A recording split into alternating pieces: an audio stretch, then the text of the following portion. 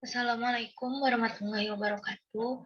Baiklah, pada video kali ini saya akan mempresentasikan materi perpajakan 2 tentang perhitungan pajak penjualan atas barang mewah atau PPNBM. Sebelumnya, perkenalkan nama saya Wigna Zipa Putri dengan NIM C1C020112 dari R010 Akuntansi. Adapun pokok pembahasannya, yang pertama tentang PPNBM masukan dan PPNBM pengeluaran, dan yang kedua tentang pengkreditan PPNBM.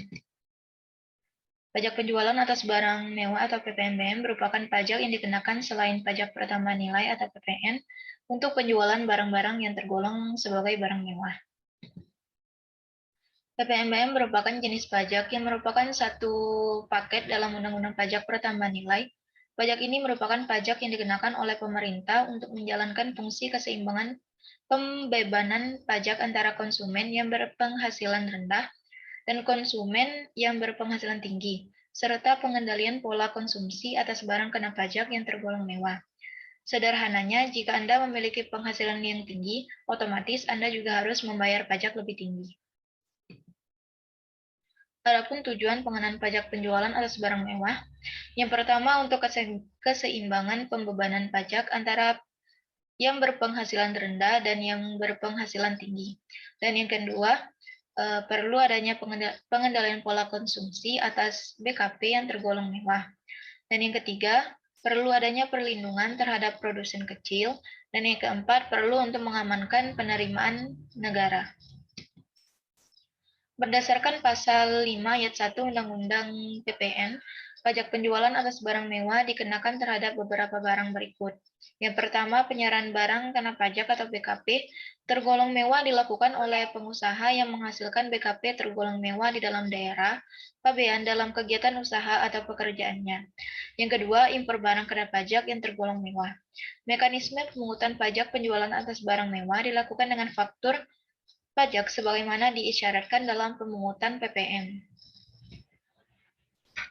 Tarif PPNBM itu 10% untuk kendaraan umum kategori tertentu, alat rumah tangga, alat pendingin, hunian mewah, televisi, dan minuman non-alkohol.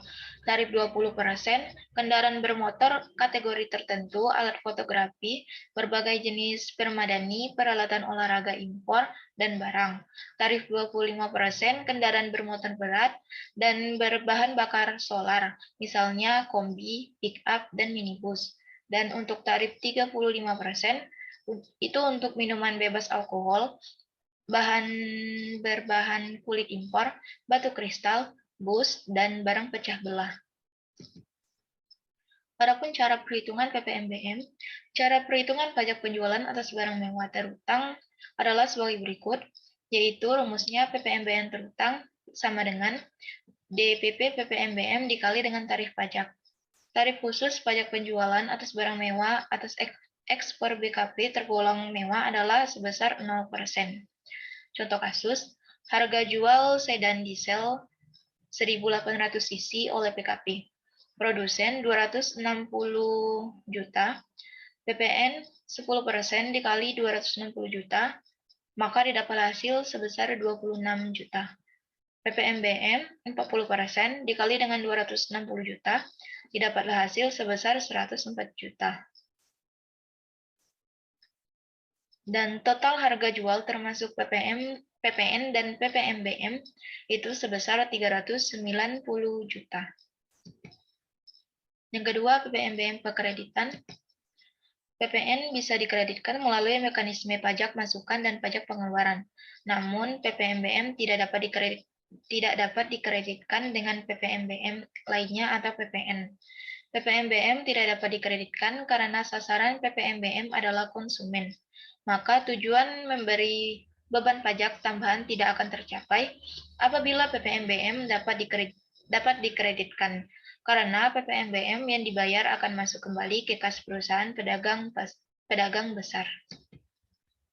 Sekian video presentasi dari saya. Apabila ada kesalahan kata, mohon maaf. Saya akhiri.